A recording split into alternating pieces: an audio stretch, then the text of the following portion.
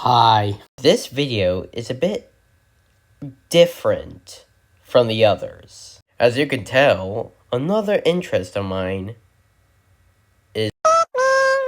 And since I was interested, I made a poll if you wanted me to also create Pikmin content instead of just MSM. You said yes. One thing I promised to do was rank each and every boss in all 4 mainline Pikmin games. Yes, mainline, so no Hey Pikmin. And I must keep that promise by ranking each and every boss in Pikmin 1. Remember, this is my opinion. Anyways, let's get on to it. If you're wondering what my least favorite boss in this game is, I will gladly give you the answer. It's a Mamuta, obviously. Hear me out. He's good as an enemy, but, like, as a boss, that's what we're ranking him as. A boss. He doesn't even do anything except, like, slam your Pikmin into the ground. Like, really, Mamuta? That's all you got? At least the Foolix can, like, kill your Pikmin. Well, like, reds and yellows, not blues. But, like, Mamuta? This dude's harmless! And that's why he's basically at number 8. Now on to number 7. The Foolix is a watery slime creature. Sounds cool. The problem is, it sucks. Actually, no. It doesn't suck, but it's bad. Blues are required for this boss because, like, they're the only Pikmin that can physically harm the Foolix. Reds and yellows cannot. That's the only good thing about it, really. Everything else about it's kind of bad. You could even get it to slap itself, like, get its 2 balls to collide, to, like, deal more damage. And it dies, just like that. So basically, it's slow, boring, and easy. That's why it's not number 7. Next! The Puffstool is the first ever boss in Pikmin history, and also the first boss in this game. And I say, it's alright. The Puffstool can turn your little Pikmin into, like, zombified versions of themselves called Puffmin once they get under the Puffstool smoke. And I kinda find that pretty cool. It's just, it has pretty low health, so, like, you don't get to, like, fight it for that long. Honestly, kind of a shame, because I like that ability. Sorry, Buffy. This is why you're at number 6. Anyways, moving on to number 5. Nintendo had this pretty cool idea of combining a cannon and a bug together, and that is how the Armored Cannon Beetle was born. The Armored Cannon Beetle is a pretty solid boss, in my opinion. It's pretty unique, as you cannot hit it directly. You have to, like, figure out its weakness, throw your Pikmin at its weakness, and then finally attack it. So basically, what you gotta do is that the Armored Cannon Beetle will, like, spit out, like, rock projectiles at you. In order to do so, it has this blowhole. That's where you throw the Pikmin. Then, it'll open up its shell and reveal its weakness. Throw your Pikmin at the weakness. And then boom, it's dead. How handy is that? Like Puffstool, I wish it had more health. Thankfully in Pikmin 4, they figured that out. So that means it's kind of a longer fight there. I think the Armored Cannon Beetle kind of deserves the title of being number 5 in my list. Let's go to number 4 now. The Smoky Prog is a secret boss found in the distant spring. Wanna know how to find it? There is an egg in the middle of nowhere that if you break, it hatches. And it's a very difficult boss, by the way. I've actually lost a lot of Pikmin to this guy. So if you're doing a deathless run in this game, I recommend you to not fight this guy. Ever. This guy will ruin your deathless run. If you do deathless, he just turns from fun to, like, unfair, which knocks him down a few pegs. That's, like, its only downside. Other than that, it's a great boss. Fun fact, Once you kill this boss, it drops like a seed-like thing that looks like it'll like give you about like 3 to 4 pellets, but once you take it to the onion, god damn, look at that number go up.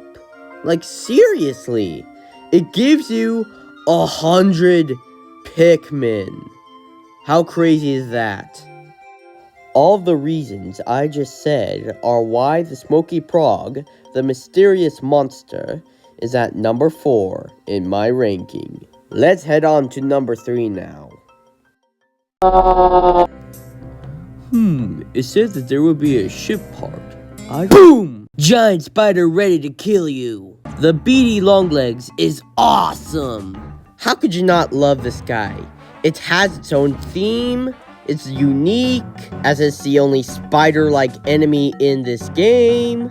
It has this intimidating presence where it towers over you.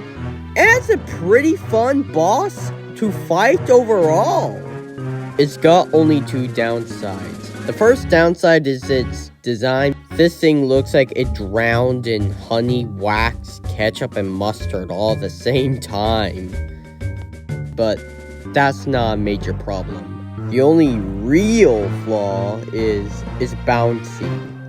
Kinda makes it more janky to fight. But those 2 out of the way, it's a fun boss to fight.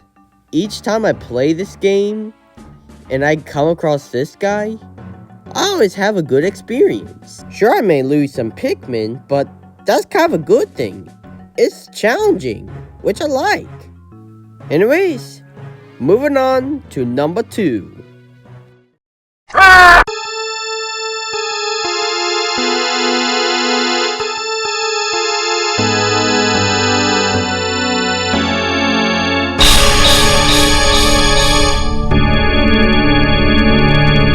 We made it. We made it to this guy. We truly did.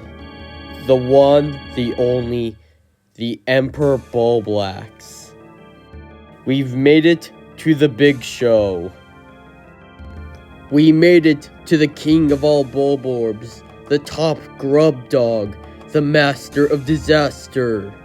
Sorry. Anyways, number 2, looking at the very end of the final trial, once you deal with everything else, is the Emperor Bulblax itself. I can see why this guy is the final boss. It's really hard. If you don't know what you're doing, this thing will wipe out your entire army in less than a millisecond. Like seriously, I would not want to come across this thing if I were Olimar's size. And it's even got this jump attack, like what you're seeing right now. You gotta beware of that. On the flip side, it's very satisfying to watch this guy eat a bomb rock and let you throw Pikmin onto it while it sits there dizzy. I like this guy, but like, it just feels good. This boss perfectly utilizes the yellow and red Pikmin. Red, because like, you need to do damage, and yellow, because you need to feed it bomb rocks in order to like, stun it. Out of the 2, you need the yellows more. Without the yellows, you're not gonna have a fun time defeating this guy. This boss is peak Emperor Bulblax. Pikmin 2 and 4 could not replicate the sheer awesomeness this boss has. Okay, maybe 4 with the Sovereign Bulblax, but like, the Sovereign Bulblax is great, but not as great as this. Another thing is, it's really rewarding. The reward is you beat the entire game. But that leaves one question. What could be better than the final boss? The one that requires strategy. The one that like has this intimidating presence. And I, my friend, will give you my honest answer.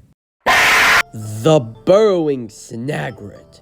This is kind of a hot take, but I think the Burrowing Snagret is my favorite boss in the first ever Pikmin game. You can call me biased because one of my favorite Pikmin families is the Snavians. I don't know, man. I just like the concept of like a snake bird hybrid burrowing into the ground. I just find that pretty cool. Therefore, I find this guy pretty cool. Anyways, I'm gonna give out other reasons why I love this guy. Number 1, perfect difficulty, perfect balance. Hard enough to be challenging and fun, but easy enough to be tolerable. Number 2, tiny memorization challenge. There's 3 Snagrets, right? One of them holds the ship part. You have to like fight the one that has the ship part. The other 2 do not. I like it because like it can like trick you into fighting the wrong one, which kind of makes this algae great fight longer.